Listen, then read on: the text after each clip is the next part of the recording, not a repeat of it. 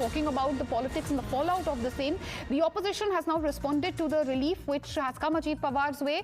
Now it's Uddhav Sena or the Uddhav Shiva Sena which believes that this decision is on expected lines, and they have said, and I quote, that the NDA is a washing machine. So once again they've held a washing machine jibe at the NDA, and they've said, and I quote verbatim, NDA washing machine is once again in operation. Listen in to the latest reaction. ये clean chit तो मिलनी ही है ना। प्रफुल्ल भाई पटेल को मिली, अजीत दादा पवार को मिली, अब नवाब मलिक को मिलेंगी। बात ऐसी है कि 1000 करोड़ की बेनामी संपत्ति उनकी जब्त हो गई थी, लेकिन बीजेपी में चले गए। प्रफुल्ल भाई पटेल की प्रॉपर्टी मुक्त हो गई, मनी लॉन्ड्रिंग का धब्बा निकाल दिया, वॉशिंग मशीन में डाल दिया, 300 करोड़ की प्रॉपर्टी फ्री कर दी।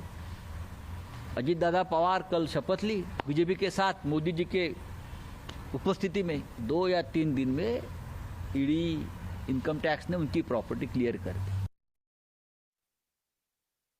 The BJP has hit back at the opposition, and we have a breaking reaction coming in. BJP is hit back at the opposition, and they are reminding them about how some of these cases were also cleared when Uddhav was in power, and hence this has nothing to do with who's in power or who's in the government.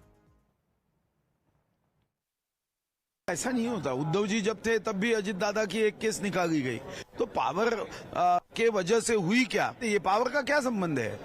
देखो, इस पे निर्णय करने वाली जी संस्थाएं होती है, वो संस्थाएं अपने आप में निर्णय करती है, उसको पावर से नहीं जोड़ना चाहिए, ऐसा उन्होंने कहा है। तो मुझे लगता है कि ऐसा कोई नहीं है। All right, a war of words between the Uddhav